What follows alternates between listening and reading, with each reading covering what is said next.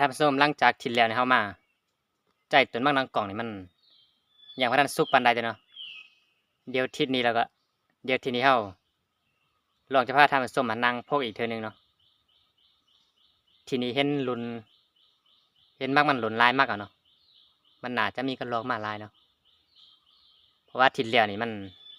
ยังบ่ทันสุกดีเนาะทิศแล้วนี่เนาะทีนี้ก็เลยจะพาท่านผู้ชมมานั่งพกกระรอกที่มันนางกล่องอีกเทื่อหนึงเนาะมามื้อนี้ก็อากาศบ่ค่อยดีปานใดเนาะมื้อนี้เนาะเดี๋ยวนี้ก็ฟ้าร้องอยู่นะเดี๋ยวนี้เนาะฟ้าร้องฟ้ามืดเนาะมื้อนี้เนาะแต่มื้อวานนี่ก็ฟ้าร้องฝนตกเนาะแต่วานเนาะฟ้าร้องฝนตกฟ้าลมเนาะแต่มื้อวานนี่มื้อนี้ก็มืดคือเก่าเนาะมื้อนี้เนาะมันตกก็น่าจะบ่ตกโดนแล้วเนาะเดี๋ยวเราจะพาท่านผู้ชมมาแปลงบันนังจักหน่อยเนาะ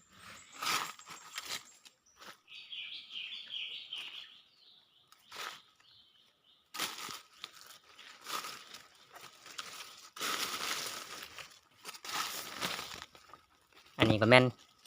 แกนหลอดมันเนาะนี่เนาะก็รอมันกินอยู่ทางเทิงแล้วก็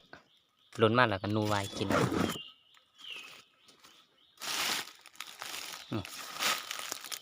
มักมันเนาะ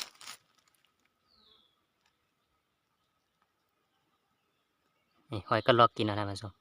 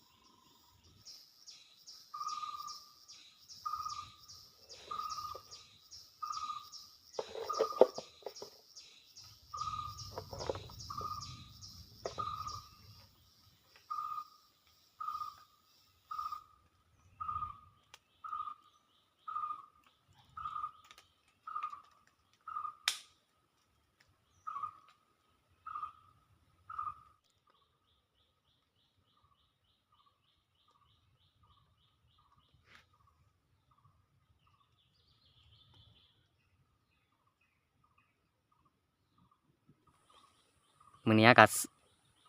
ใส่ปืนแก้วได้เนาะมายิงเนาะท่านผู้ชมปืนแก้วนี่ก็บ่ได้ทำความสะอาดมันโดนเนาะ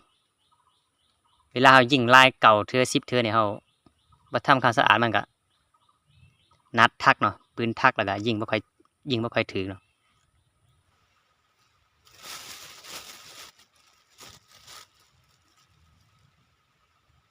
ท่านผู้ชมอันนี้ก็แม่นยาอุดยุงเนาะ